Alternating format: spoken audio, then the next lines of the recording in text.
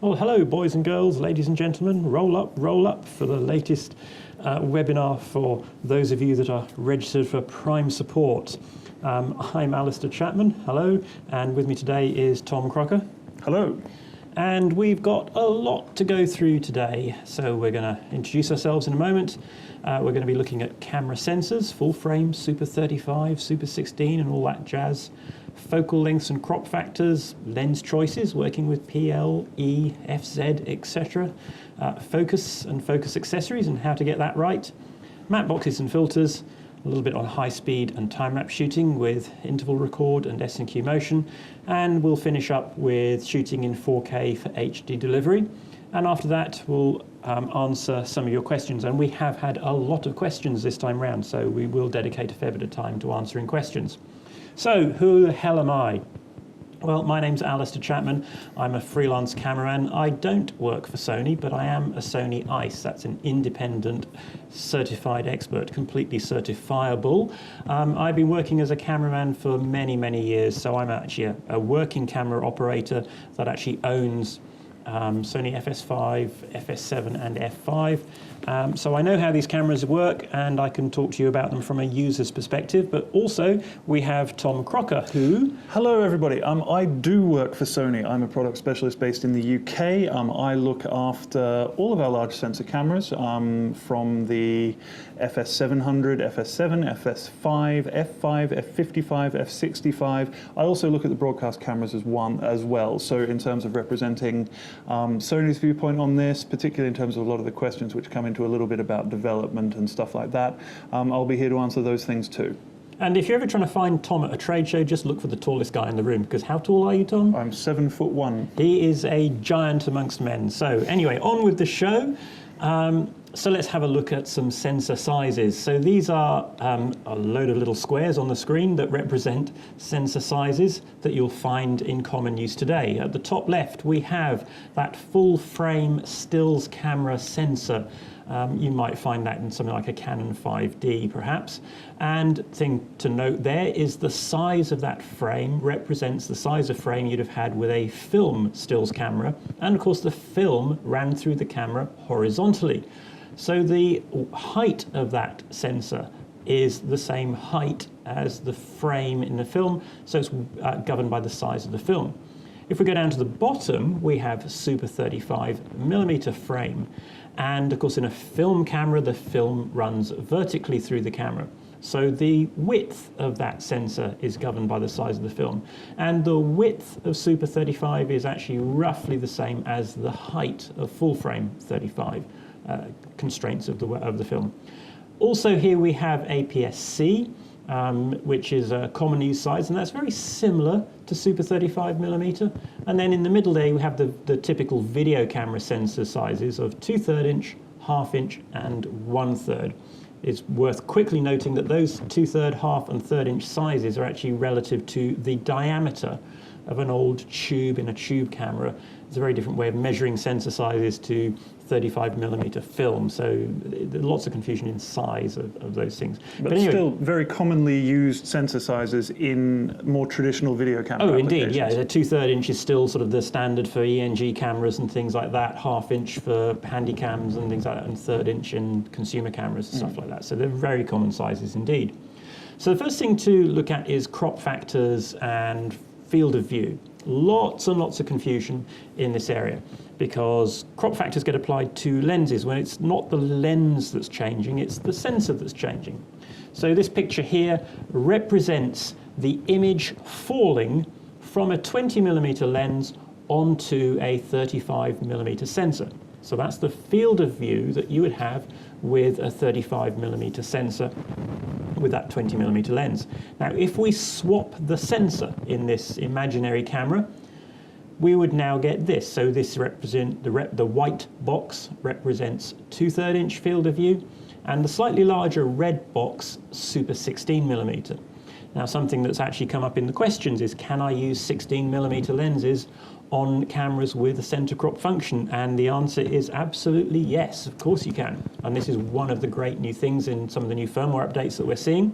You will of course need to get a mount adapter, but if we're talking about PL Super 16 lenses, you just get a PL adapter.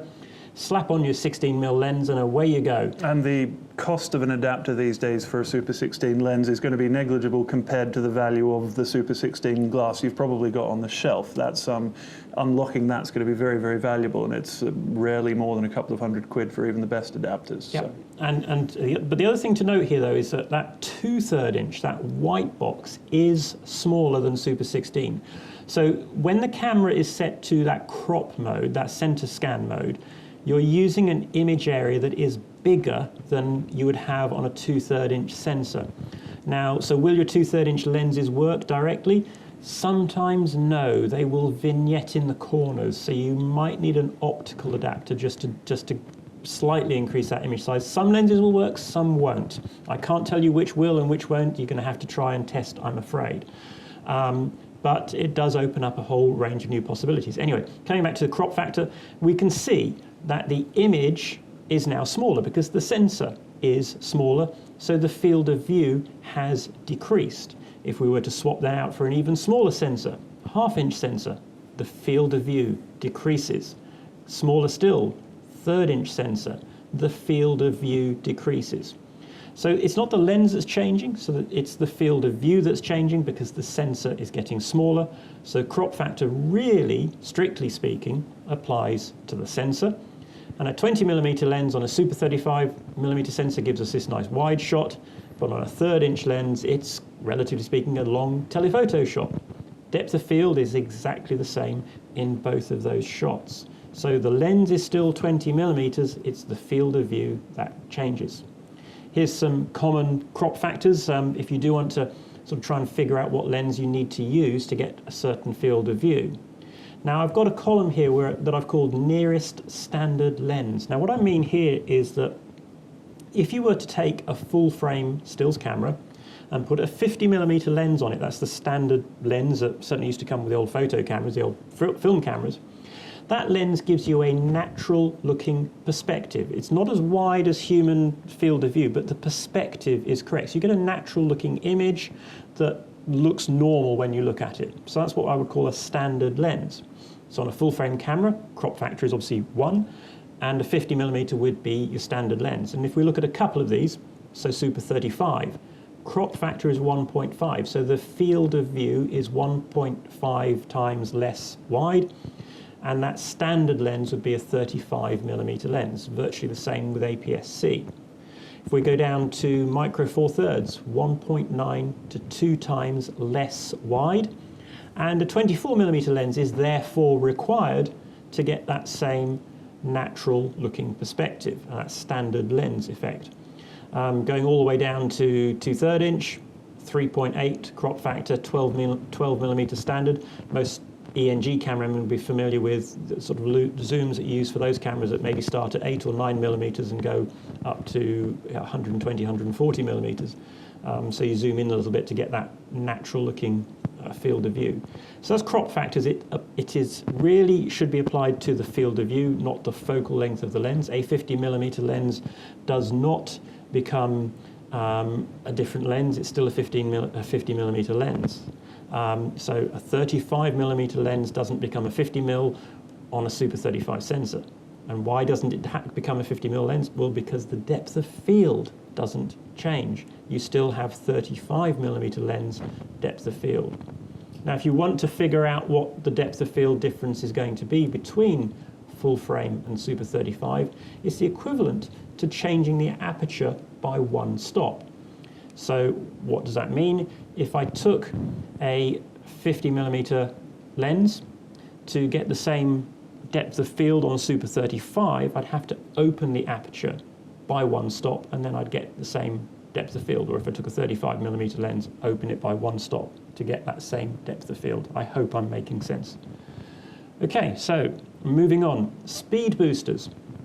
So some of the cameras, or in fact most of the cameras, most of the E-mount cameras at least, we can put an adapter on it called a speed booster to allow us to use a full frame lens on that camera and get the same field of view as you would have on the full frame camera. And a speed booster works by taking that full frame sized image and shrinking it down to fit it on the 35mm sensor. And when you shrink it down, you're concentrating all that light into a smaller area. So it also makes the image brighter by one stop. Now, Speed Booster actually does change the focal length. It's an optical adapter. There's a glass lens element in it. So it is actually changing the focal length of the lens. So the lens does truly change in focal length. And that's the great thing about them. So they do make your lenses wider. Your 50mm lens does actually become a 35. Sorry, yeah. One thing I want to add with speed boosters, which is a question I get pretty frequently at trade shows. One of the important things, and one of the things which we took into account when we developed particularly the E-mount system, is that for a speed booster to work, you need to have the space in order to be able to reformat the image in the right way. So it comes down to the flange depth on the various systems of the cameras that you're going to. So the distance between the last piece of glass and the lens and the distance to the sensor. E is very narrow, so it means that, for example, from Canon EF, we can have these systems. But because if you look at, for example, an E-mount lens onto an E-mount sensor, the flange depth isn't there to be able to have an E-mount to E-mount speed booster, which is a request I've had several times. So it has to do with which system you're coming to and which system you're going to, so that the depth is correct for whichever one you're coming from and going to. Yep. I mean, if you've got full frame lenses, I really do like the flexibility that the speed booster adapters give you.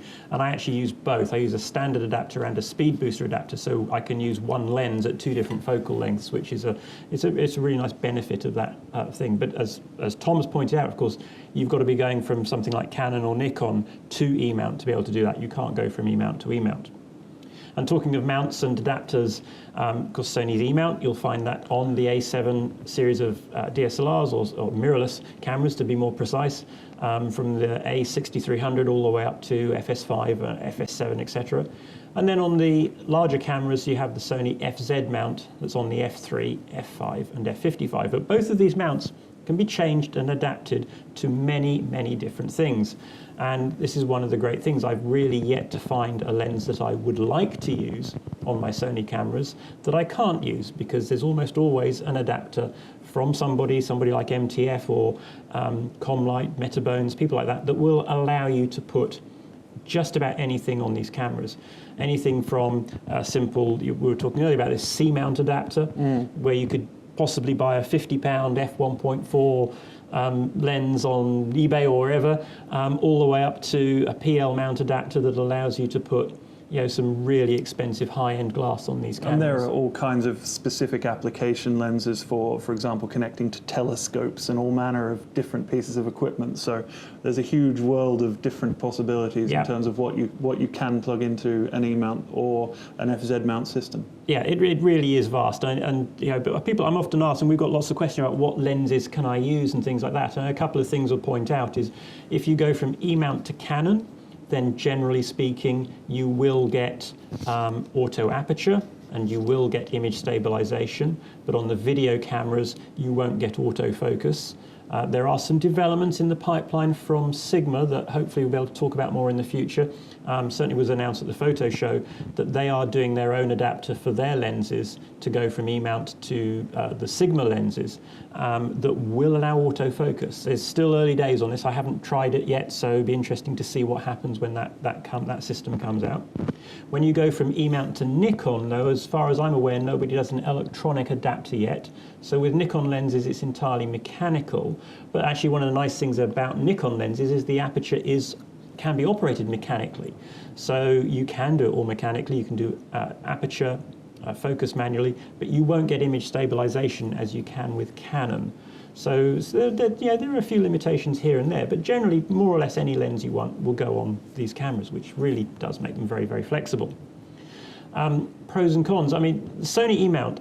So I've got lots and lots of Canon lenses. I've used Canon lenses for a long time, and the benefit of that actually is because I've got F5 and FS7 with the two different mounts, FZ and E. I can use my Canon lenses on both. But I am starting to get more and more Sony E-mount lenses, and one of the key reasons for that is their aperture. So the aperture on a Canon lens goes in steps. So making an aperture change mid-shot is problematic because it tends to introduce stepping into the brightness of the picture. whereas Sony's aperture is smooth. On the E-mount lenses, it operates nice and smoothly, and it's also very precise. So that means you can actually use it for time lapse. You can't do that with a Canon lens; it will tend to flicker. Very, very nice benefits to E-mount, very good optical image stabilization, autofocus that works, and everything else, obviously depending on the lens, and power zooms that are smooth, and lenses that are more or less parfocal. So there are many benefits to Sony E-mount system. We've got some really nice lenses I was playing with the other week, which is the G Master series. So these are prime lenses, really, really high quality lenses. Again, come in E-mount, so they'll go directly on the cameras, and the price is actually quite reasonable. You're not really paying a premium for Sony lenses, but they're all good quality. Right, DSLR lenses. Compatibility with other systems. Well, as I said, aperture may operate in steps with third-party lenses. No autofocus, generally speaking. But there is an enormous range of lenses to choose from, and of course that speed booster operation that allows you to get the benefits of a full-frame field of view on a super 35mm sensor. So it's not clear-cut whether you should go for one or the other. Benefits to E-mounts, benefits to using third-party as well. The great benefit to third-party ones is you've probably already got some. Well, that's it. That's the thing with me. That's why I'm using so many Canon lenses, because I already owned them, and I do have some, do I dare say it, Canon DSLRs. But there's pros and cons to both systems, and I do actually like E-mount now, and I'm more and more tending to buy E-mount, especially now I've got A7Rs and more and more E-mount cameras. Okay, so focus tools and things like that, because with some of these lenses, we're not going to get autofocus. I have to say, first of all, straight away, I don't like autofocus with video. It's something that doesn't really work well together for me. As a cameraman, how do you tell if you're in focus or not? Well, normally, you have to go out of focus. So you take your lens and you go a little bit out of focus to bring it back into focus to see where the point of best focus is, and that's how cameramen typically check their focus. And the thing is, autofocus is no different to us. It has to do the same thing. To know whether it's in focus, it has to go out of focus. But the big difference is that autofocus does it when it wants to do it, whereas if I'm doing it, I'll do it when it's appropriate to check that I'm in focus. So sadly, autofocus will have to hunt every now and again to check it's in focus. So that's why I don't like using it. It's unpredictable. It can be very useful in specific circumstances. If you're doing, for example, a slow motion shot where you know what you're tracking, and that's something you can set that to do. So that can be useful in that context. But again, if you're compositing a shot where you need to move focus from one thing to another, autofocus will of course never be able to do that for you. So then you're in a manual world anyway. So the manual focus stuff is something you need to know anyway. Yes, and I mean, I'm not saying that I don't use autofocus ever, because I do use autofocus. There are some circumstances where it is very useful, and quite often I will use the one push auto button to set the focus, and then once you've released that button, the focus stays locked, so you don't have to worry about it suddenly hunting when you don't expect it. I mean, we've had a lot of questions actually about autofocus, and I mean, things to understand is that the autofocus generally relies on contrast. So if you're working in low light or poor light, where there is little contrast, the camera will struggle to focus because it's got nothing to lock onto, nothing to latch onto. And I'm the same, actually. When there's not much light and the scene is dark, I struggle to focus manually. So, autofocus does its best, but it has limitations, and low light is one of them. It won't do well in low light. It won't do well with low contrast situations. And that's where your skill and experience as a cameraman comes into play, because you will start judging when you are in focus, and you won't necessarily need to hunt for it. You just know. And it's not something you learn overnight.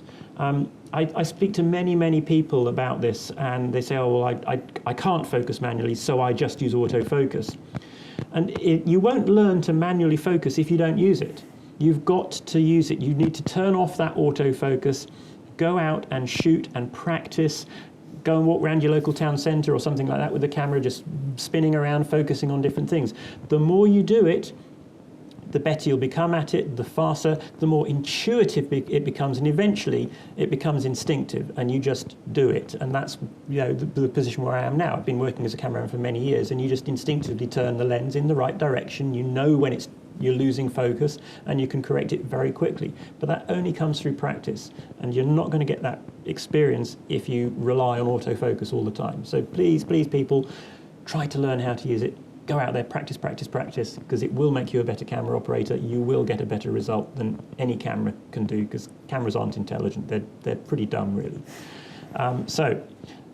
Focus tools. What can we do to make this easier? Well, we have many tools in the cameras. You have image magnification, you have peaking, LUTs if you're using log, a bigger monitor. Bigger monitors are really big help, and follow focuses. So let's look at those in a little bit more depth.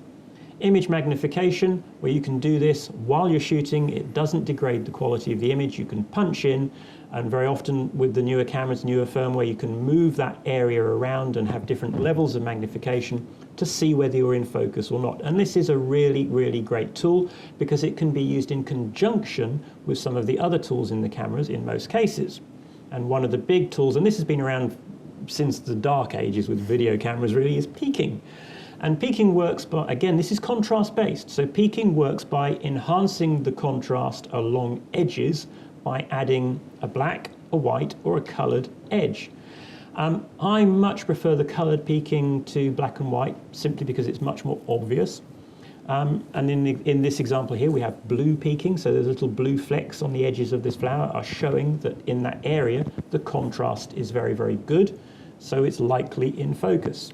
You do need to be a little bit careful with peaking, because it is contrast based. So something in your picture that is very high contrast is more likely to show peaking on it than something that is low contrast. Sadly, faces are low contrast. So if you're trying to focus on a face, go for the eyes.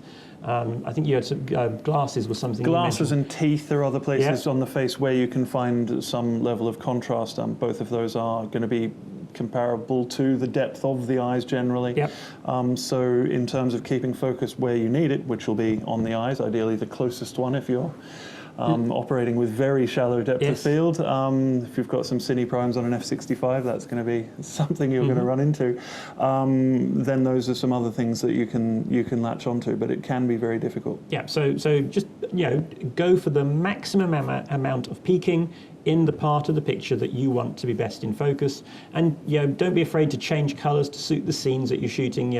Don't just sort of set it for one color for everything, because there will be times where different colors will be more appropriate. My favorites are either red or blue, depending on what I'm shooting. Another tool, if you're using log and trying to monitor in log, you'll have a very flat, low contrast picture to look at, and I find that difficult to focus. So use a LUT, and use a high contrast LUT, something like 709-800, makes the picture much more contrasty, and that makes it easier to focus. It's easier to see when you're in and out of focus and correctly focused. Or a follow focus unit. So these have been around for a long, long time in the movie business, and they're used to drive a gear on your lens. If you don't have a gear on your lens, you can buy things like cable ties that go around the lens that add that pitch gear to the lens. And then you can use this to not only give you a bigger handle or a bigger thing to turn and possibly gear up the focus movement so it moves further, but also they have this white ring around the edge, and the idea is that with a pencil or something like that, you can mark on that focus points. So if you're doing a drama, you can mark different parts of the scene on there, and you just turn it to those parts to get your correct focus. This is a particularly useful device, this one. If you look on the left and the right of the picture, there's little silver knobs sticking out. And they're actually end stops that are adjustable. So I can set those end stops for different focus points in my scene, maybe the back wall and the nearest point in the scene. So I can never go beyond what's in the scene. Or I could set those points to different points in a drama. So I could just simply move from one end stop to the other end stop to do a pull focus. So that's a really useful thing to have. Been around for a long time, very useful, and if you're going to, something that can make focusing a lot easier for you. One thing that a lot of people will find this obvious. Some people don't know, a surprising number of people don't know. On a lot of the cameras there'll be a small metal peg poking out the top of it, and beneath that there will be a little icon of a circle with a line through it. It's not an antenna, and a lot of people say, what's that antenna for? It's not an antenna, is it? It is a little place to hook on your tape measure, because that is then in line with exactly where the sensor is. So in terms of measuring focus distance, that is the point you want to measure it from. So you latch your tape measure onto there and measure it out to the marks that your actors are going to land on, hopefully, if they're good. So that's what that's there for as well, for people who might not have gathered that. And those marks is then what you write in your follow focus. Yeah, but do be aware, if you're using the marks on the lens, and especially if you're using a lens adapter, that can throw those witness marks off a little bit. So do check that the calibration of the lens, that those marks are what they're meant to be. When you use PL lenses on a film camera, you actually shim the camera so that all the calibration is absolutely perfect, and those, you could almost measure with the marks on the lens. But with some of the cheaper DSLR lenses and things like that, those marks aren't always 100% reliable. So do check that. So moving on from gone the wrong way with the slides. Moving on from that, matte boxes and filters. Matte boxes aren't there just to look cool, although they can. They do. Yes, it's a nice way to dress up the camera, especially if you're somebody who does corporate shoots where first impressions count sometimes. But a well-fitted matte box will reduce lens flare, and we're not talking about those nice coloured rings that you see in the sunrise in a big feature film that kind of looks cool anyway. J.J. Abrams uses a bit too much of. Yeah, he's been told off by his wife or something apparently for using too many lenses. Anyway, what we're talking about when we talk about flare here is light that enters the lens from off-axis angles, bounces around inside the lens, finds its way onto the sensor and raises your black levels. And it washes out the picture. It can make the darks and the black parts of the picture look quite milky. By cutting off all that stray light, you can improve the contrast on your pictures. So a matte box can actually really help improve your quality of your images, and also we can use it to hold optical filters. So what do we look for in a matte box? Well, good fit. Don't get one that's too big. A lot of people buy a whopping great big matte box, stick it on the front of the camera, and yeah, it might look good, but it's actually doing nothing. It's got to be the appropriate size to actually shade the lens. Its primary function is as a lens shade. Some matte boxes you can get different sized hoods for, or you can get little eyebrows inside the core of the matte box to control how much light falls on the lens. So flags, shading, things like that, really important. Then you want a rotatable filter tray, and that's really handy for graduated filters or polarizing filters, because you want to tilt or rotate those. So look for a matte box with a rotating tray. Sometimes you might want to get two trays. Filters, essential filters. What do I have in my box of filters? Well, ND filters. So I always carry at least an 8-stop ND. Even though most of the cameras now have ND filters built in, it's still useful to have more ND. And very often you go on a really bright sunny day and the built-in NDs don't really allow you to get that shallow depth of field that you want. So an ND, 8-stop ND is something that I have. And when you're cutting the light down by 8 stops, it's also important that you cut down the infrared light as well as the visible light. The cameras now do have very good infrared filters in them. But if you're cutting out 8 stops of visible light and you don't cut out the infrared, you can overload those IR filters in the camera. So you need an ND filter that stops both the visible and the IR light. Graduated filters, I always have a couple of these to control bright skies or other highlights. If I'm shooting the sky and I've got a bright sky, I'll generally use a blue grad because it makes the sky a deeper blue, which looks quite nice. If I'm shooting an interview with the sky in the background, I'll generally use an ND grad because it just makes the sky darker without adding a blue tint, which can sometimes upset the skin tones on the person you're interviewing, things like that. And then a polarizing filter, because a polarizing filter can really boost the contrast in the sky, make it a deeper blue. It takes the sort of the white milky haze out of the sky. Or you can use it to change reflections. So if you're shooting anything shiny like cars or pack shots, products, things like that, allows you to really manage and control those reflections and things like that. So those are sort of the primary filters. There's still a big argument for doing other effects optically, things like glimmer glass and things like that. There is still something about doing it optically that is nicer than doing it electronically. But sort of color filters, things like that, well, you can do that in post. Diffusion you can simulate in post. It's not the same as doing it optically, but you can simulate it fairly well now in post-production. Okay, so filter types and sizes. Well, resin filters, I have quite a few of these. They're low cost, but they do scratch, and they are dust magnets. They just suck in dust from miles around, and then, of course, because it's covered in dust, you have to wipe it, and that runs then the risk of scratching it. So cheap, but not without their issues.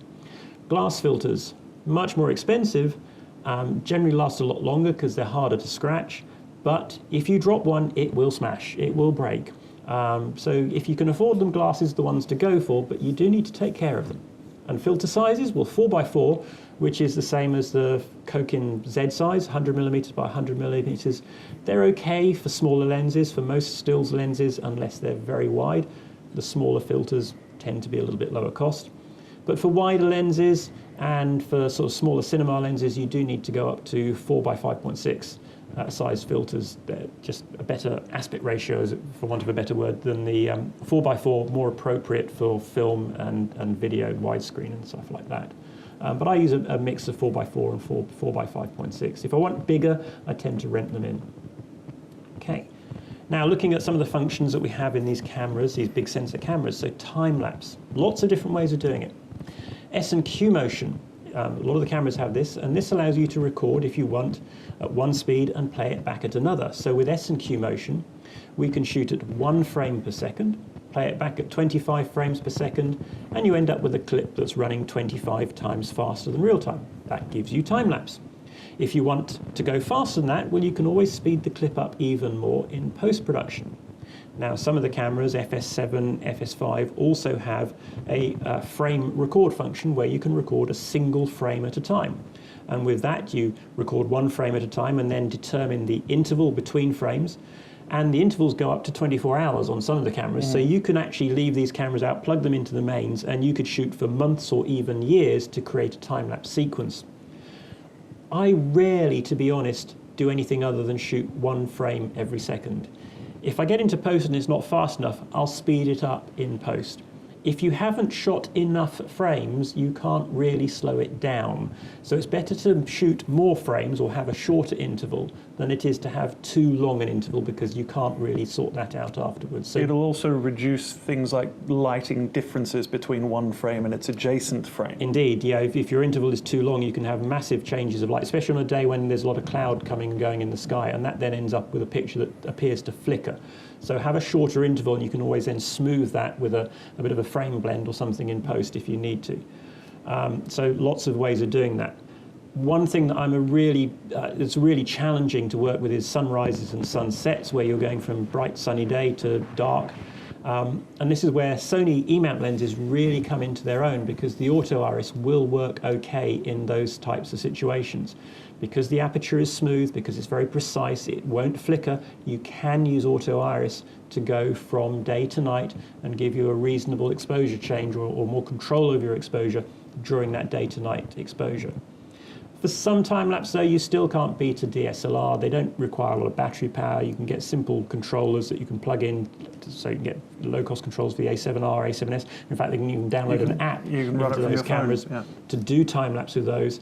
And perhaps they're a bit more appropriate to tie up a lower-cost stills camera rather than tying up 10,000 euros worth of video camera to do a time-lapse sequence. Okay, high speed. What about when we shoot in high speed? Well, I'm not going to go into all the details of how to use S&Q motion and things like that, but I'm going to point out a few issues that people do encounter. Up to 60 frames per second, there's rarely problems with lights and lighting, but once you go above that, you'll often find that you are shooting with a frame rate or a shutter speed that is faster than the rate that the lights that you're shooting under are going on and off at. And this is a particular problem with office strip lights, fluorescent lights. At 100 frames per second, you may encounter flicker. At 200 or 240 frames per second under artificial lights, you will almost certainly will encounter flicker, unless they are dedicated video lights or high rate lighting. And if you crank up, for example, the FS5, which will go up to 960 if you're willing to sacrifice a fair bit of resolution, you'll see some very, very significant things, along with some other type of lighting issues, being that everything's going to come up dark, but you're going to speak about that in a moment. And actually, when you go to some of those high speeds, you actually see colour bands roll down through the picture.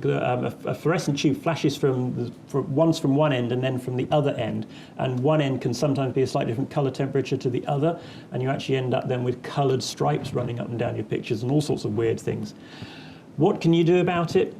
So you have to go to your shopping centre that you're filming in and tell them to rip out all their lighting and put in new lighting. But seriously, unfortunately, there isn't a lot you can do unless you can change the lighting. There will be frame rates where it's less obvious. Yes, if you're shooting in a PAL area, you want to be at a multiple of 50. If you're shooting in an NTSC area or 60 hertz area, a multiple of 60. But basically, if you've got flicker, the only thing that you can really do is slow down, is to shoot at a lower frame rate until that flicker goes away. And I really do recommend that, especially with the FS5, that when you're going to shoot slow motion, to play a clip back. Shoot your first clip, then play it back and have a look and check for flicker. If you've got flicker, try a lower speed. And sadly, that is the only thing that you can do, or replace the lighting with your own lighting. So there's not much you can do, I'm afraid. Talking of lighting, don't underestimate how much light you need, because each time you double the frame rate, you need twice as much light. So if you do go from 25 frames per second to 200 frames per second, you need 8 times as much light, and that is an awful lot of light. A lot of people complain about the slow motion being dark and grainy. Well, it's normally because they don't have enough light. It comes down to a direct multiple of the exposure time required per frame. And if you think of it in a DSLR world, of course, you're turning your exposure level down and down and down and effectively halving it. Of course, it's going to come up darker. It's down to the physics of it. But there is one point about noise and grain, though, is because when you're shooting in high speed, generally the sensor is read at HD instead of 4K. The noise grain is a bit larger, so it may well look a little bit grainier, a little bit noisier because of that. And again, there's not much you can do about that. It is just one of the restrictions and limitations of being able to get that much picture information off a sensor quickly without cooking the sensor, without overheating it. So it's just, I'm afraid that is just the way it is, and you have to sort of put in the best thing is just to put in lots of light or a faster lens to get the brightness up, which will help with your noise and grain. If your camera doesn't have a center crop mode, sometimes in shooting high speed you may get a bit of extra aliasing, which can be jagged edges on horizontal or vertical lines, or maybe colored patterning over very fine textures. If you're getting colored moire, actually just a tiny defocus of the shot will often eliminate it. I mean, it'd be such a slight defocus that the viewer won't notice that the image is out of focus, but that can be all that's needed sometimes just to eliminate that moire. If your camera does have a center crop mode, a center scan mode, you should use that where you can. If you're lucky enough to have a f5 or 55, of course, you can get the 2K optical filter, which will eliminate those issues when shooting at high speed. Okay, shooting 4K for HD delivery, and this is something I do a lot. Because it gives you so much more flexibility. So you can shoot an interview nice and wide and then crop in for an alternative shot. But when you do that, you need to think about how you frame the shot.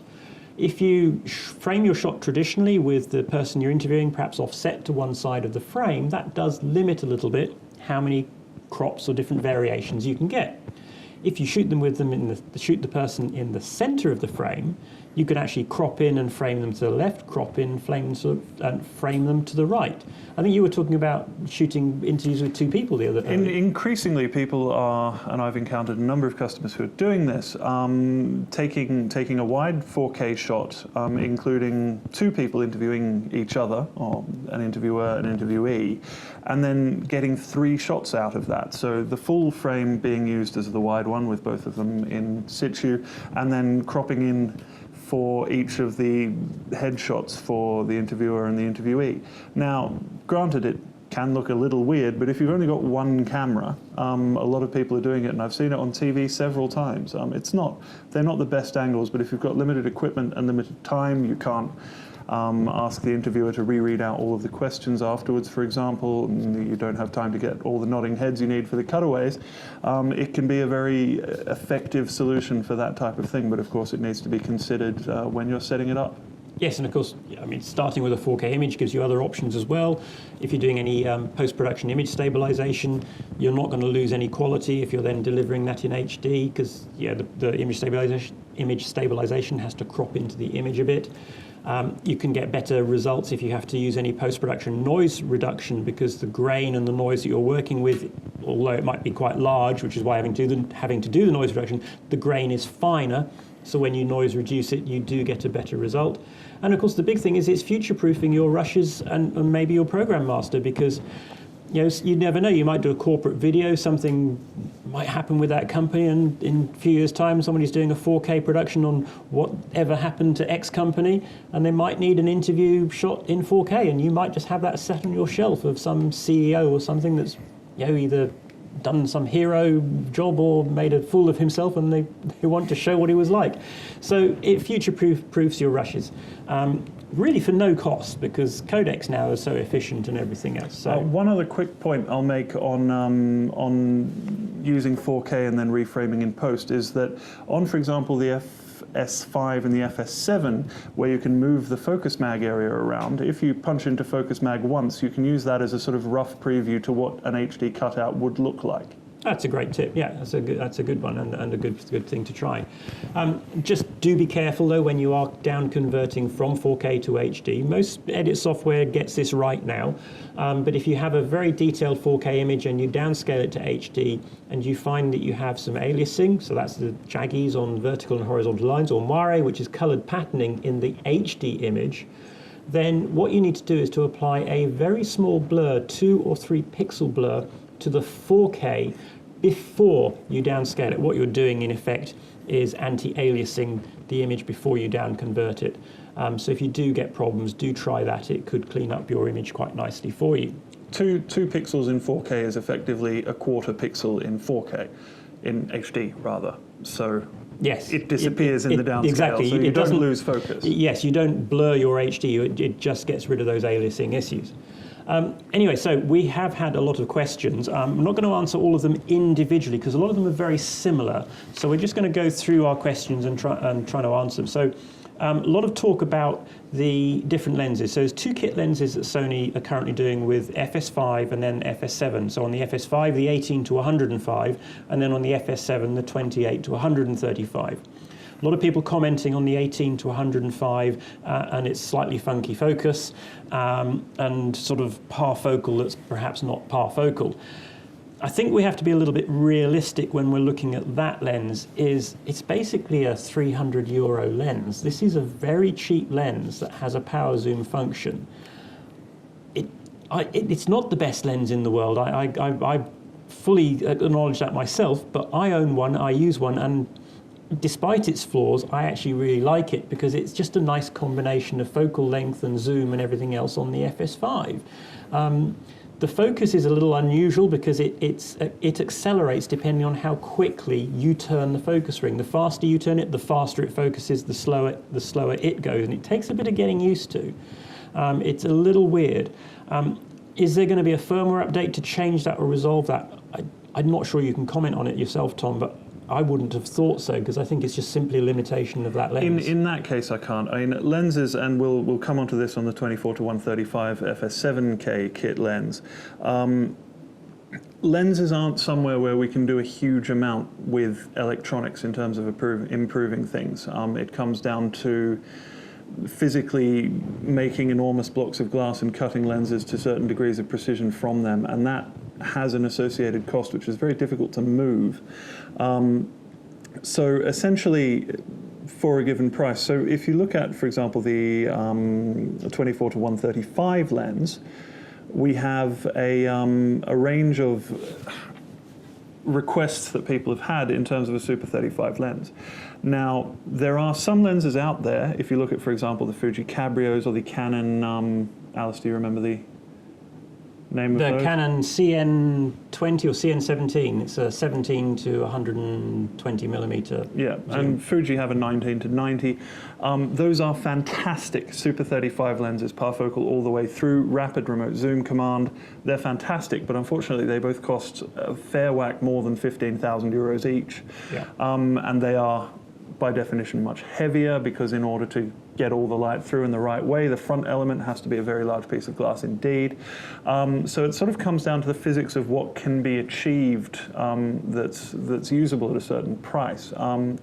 So I mean, for the prices, and particularly the 24 to 130, 28 to 135 lens is a huge amount of lens for the money, but it certainly isn't everything to all men all the time. I know of a lot of operators who use it and are very happy with it, particularly given its price point. But what needs to be taken into consideration is, of course, that it does come up pretty long on a Super 35 sensor. Yeah. That said, if you attach it to, for example, an A7S, which is a full frame sensor, it can be a lot more. It comes up much wider on there and is therefore more applicable to more situations. Yeah, the 28 to 135 on the A7 cameras is just a delight to use. It's the right. The wide end is wide, the long end is usefully long, and that's a really, really good combination. So it's really sort of a nice thing to have on the big sensors. It still works great on the FS7, and if you need to go wide, well, you just put a different lens on. And this is the benefit of these cameras, is we can use all these different lenses and chop and change and swap them around. But yes, even if you go to a 2/3 inch camera, if you want a big zoom range and everything like that, you're still spending more than these cameras cost to buy on the lens alone. So I think we have to be a little bit realistic about what these lenses actually cost us and what they do. 2/3 inch lens, you want a 14 times zoom. 2/3 inch camera, you want a 14 times zoom. You're going to spend 6-7 grand on the lens. And these cameras with the lens don't even cost that. So you have to be a little bit realistic, I think, about what you're getting. A few questions on firmware and what's coming in the future and things like that. And I know you can't, again, say a great deal about what's coming with these cameras. A lot of people asking about the RAW option for the FS5 and things like that. But there's a big show coming up soon, isn't there? There is a very big show coming up in Las Vegas in a couple of weeks where we traditionally announce this type of stuff. So while one person very directly asked, what can I reveal about NAB? Unfortunately, I can reveal absolutely nothing, because there's a load of people in marketing upstairs who have plans about how this information will be released, who will come and murder me. However, there will be a great deal coming out. There will be news on a lot of the questions which have been asked here. Today. I can't be too much more specific than that, unfortunately. But one thing I can confirm, which isn't necessarily an update associated with NAB, although it might be, you'll have to wait and see, is that there will definitely be a RAW output on the FS5. We announced that when we launched the camera, and that is very much a thing that is coming. So watch this space and pay attention at NAB. And my suspicion there would be, FS5 actually and the FS700 share a lot of similarities, is that the FS5 will do RAW probably the same way as the FS700 does, so that's probably SDI, probably 12-bit, using Sony's R5 or even R7 or something on Odyssey or something like that. That's my guess. It is how we did it on the FS700, it's how we did it on the FS7, and since the FS5 sits in the middle, I can only leave it to you guys to speculate. To figure it out. And talking of firmware and things like that, someone was asking about upgrading their camera to subsequent firmwares. Do they have to go through all the different firmware iterations, or can they just jump to the latest firmware? Generally speaking, you're absolutely fine if you're upgrading firmware to just jump to the most recent one. There are release notes with the firmware that will confirm that if you want to do it, but if you try it, it will just not let you if you're not able to. So you can't go too far wrong with that, really. Some questions on using LUTs in low lights and noise and things like that.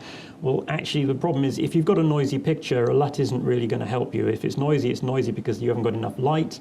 The only thing you can do is to get your light levels up somehow. That could be with a faster lens. That's a great way of getting more light onto the sensor, or introduce lighting. I think a lot of people don't really realize, if you go and watch a movie and you see night scenes, how much noise do you see in a typical Hollywood movie in a night scene? Well, none. And the answer is because they're lit. I used to do some stuff on Midsummer Murders, and I remember doing a riverside scene at night, and we wanted it to look dark. It was a murder on a riverside, but the audience needed to see what was going on. So it was lit with two 18K lamps on a crane. You just relied on the fact that the background and everything else is going to remain dark anyway, because even 18Ks only have a limited field of effect. But those lights will light the foreground, light your actors, light your talent, so there's no noise on them, and then you just leave the background to be inky dark and black, and that stays nice and clean as well, because you're not using any gain. And that's how you get nighttime low noise shots with lighting. So you can't get away from the need for light if you don't want noise, unfortunately. It's just, again, one of those sort of laws of physics, I'm afraid to say. So just looking through our questions here that we have, lots of questions on lenses and the FS5 kit lens, and somebody asked about Rokinon Cine lenses. I use those a lot. That's the same as the Samyangs, and they're really nice lenses. They're not built as substantially or as strongly as higher-end lenses, but these are, again, low-cost, cheap lenses, come in a range of primes. They work really well, I think. I think for the money, they give you an amazing picture. But if you were a rental company, I wouldn't want to have them, because they're not going to last. If you look after them, if you take care of them, they will last, and they do produce a great, great picture. At the other end of the scale, we had someone asking about their Ariflex 16mm lenses, and if those were able to be used, and the answer is absolutely. Yeah, and all you need is the adapter and center crop mode, and away you go. That's basically what that mode is for. Yeah, I mean, and to be honest, actually, even if you didn't have center crop mode, you could still use them. You just shoot in 4K, and then in post-production, you do your center crop. So they're still usable. Obviously, it's not as easy to monitor and stuff like that with all the vignetting, but you're still going to get a 2K image out of the center of it once you crop it out. How do large sensors differ from traditional 3-chip CMOS and CCD sensors? Are they better, worse, or whatever? They're just different. One thing is, it would be impossible to make a 3-chip 3-chip super 35mm camera, because the prism would be so big and so thick. It's going to probably degrade the image quality, two, be incredibly expensive, and the other one is the lens will be so far away from the sensor that you're not going to be able to use any of the currently available lenses. You'd have to have a whole new family of lenses created. So it's really not practical. CMOS always used to be the worst cousin to CCD, but CMOS technology is so much better now. And CCD doesn't really work very well when your resolution starts getting higher, because CCDs, the signal is actually read from pixel to pixel to pixel, and each pixel will add a little bit of degradation to the image. So if you have very high resolutions, you're reading that signal through so many pixels that the picture quality starts to drop away. So there's a limit. It's very much like a bucket chain passing water from one to the next one, and spill a bit each time. Yeah, spill a little bit each time, and by the time you get to the end of 4K worth of them, it has degraded to the point where it's not really what you want to be. And while that could possibly be corrected for, it would then lead to a much more expensive sensor. Yeah, and Bayer technology, while again it's not perfect, none of these things are. I mean, even film isn't perfect. Film has its issues of its own, like weave and stuff like that. It does actually do a really good job. We're getting beautiful images from these cameras now that truly rivals film, and maybe even in some areas actually exceeds what you can do with film. It's not an issue, really. I mean, yeah, I love the pictures we're getting now. It's so much better than anything we've had in the past, even with the limitations of Bayer. I mean, there are other technologies as well, because F35 and 65 are different, aren't they? Indeed they are. I mean, if you look at the F35 camera, which was our first sort of digital cinema camera, that had it had a very special type of sensor where you had groups of 3 photo sites leading to a given output pixel, which then meant that you had a proper true readout, technically speaking, without Bayer, off a single sensor. So again, that was a more expensive way of producing a sensor, but it did produce a very good picture. The F65, of course, that has different proportions of green, and essentially an 8K sensor is used to read out a 4K picture, which means that you've then got a huge amount of input information per output pixel. And again, that's approached with a sort of superimposed second sensor, if you like, over the first one at a 45-degree angle, which then leads you to a different way of reading out. So there's a lot of different ways that we can take a single sensor design in order to push the art forward. It's quite. I mean, it's never been a better time to be in the world of digital video because technology is really maturing now, and the pictures we're getting are fantastic. What anamorphic lenses could be used with the FS7? Well, the first thing I'll say about that is you want to use 1.5 or 1.3 times anamorphics as opposed to 2 times. 2 times is going to give you a ridiculously narrow strip of a picture by the time it's been de-squeezed and everything else. So 1.5 or 1.3 times anamorphics. There's not so many to choose from there, I'm afraid. There are some front of lens adapters like the Anamorphot and the Lettuce ones that you can put onto existing stills lenses, and those comes in 1.3s and 1.5s, and they're quite fun. And they'll give you your J.J. Abrams type lens flares and things like that. A lot of them actually, the glass is slightly coloured, tinted blue to enhance that. So there are some options there that you can use, but of course there's no D-squeeze in the FS7. The FS5, the PMW F5 can do that, and the 55 can do that, but not the FS7. You might be able to do it with a monitor, perhaps. Yes, you can do it in a monitor, and of course you can do it in post-production. So we have a few different options for what we can do there, and that will then work for you. Although I would make sure to do that in full 4K. I wouldn't do that in center crop because you'll then be losing quite a lot of your resolution when it comes to a post-production D-squeeze. Yeah, and so lots of options there. Last couple of things we'll cover before we have to finish. With SD cards getting faster over time, is there a possibility to bump the 4K recording? I'm assuming this is FS5 from 420 to 422, or is it a processing limit?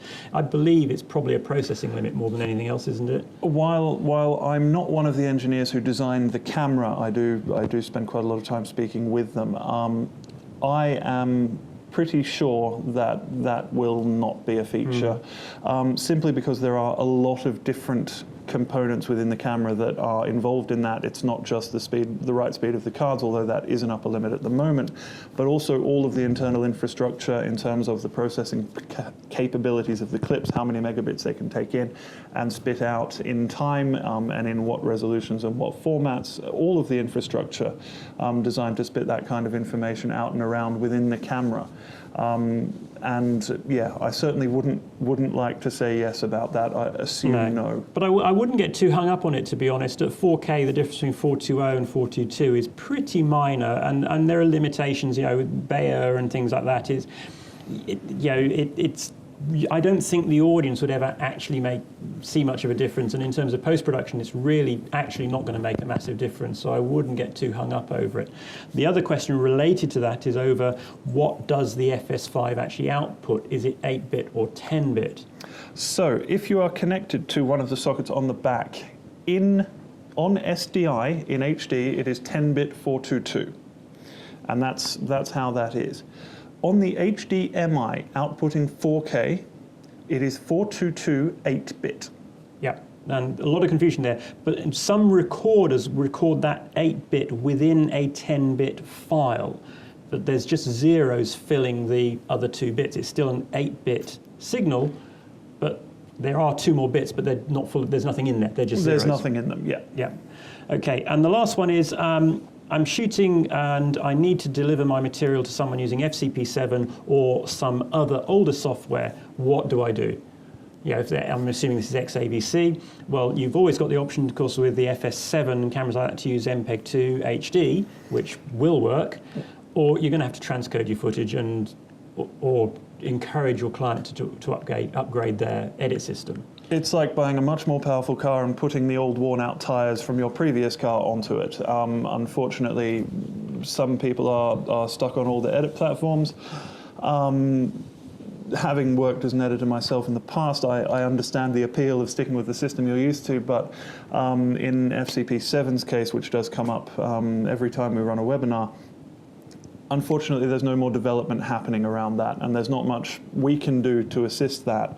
That's a decision that Apple have made. So it will need to be transcoded. The way of fixing that is Catalyst Browse is probably the simplest one. If you Google Catalyst Browse, it'll come up as the first response. It's a free piece of software, and if you put that on a Mac, it will merrily spit out ProRes files for you all day long, or MPEG-2 or XAVC Intra. So you have a few different options there in terms of making those workflows work. So yeah, and DaVinci Resolve as well is another option as a possibility, but Catalyst Browse does a very good job. So thank you for joining us. We've run out of time, I'm afraid. I do hope you found it useful. If you want to know more about large format sensors, do please visit the Sony Knowledge Portal. There will be more sessions like this coming soon, so do keep an eye out for your invite. And please, it really does help us if you take time to answer the short survey at the end, as it'll help us improve these for the future. Now, if you're looking for more information anywhere, you can go onto the Knowledge Portal on pro.sony.eu, which has a range of different training modules which you can access for free after registering, which contain things around, for example, S-Log and how that works, all the different codecs. There's a huge amount of useful information on there which you can review in your own time, which should help you answer a lot of the questions that we've had as well. So it's goodbye from me. And from me. Cheerio.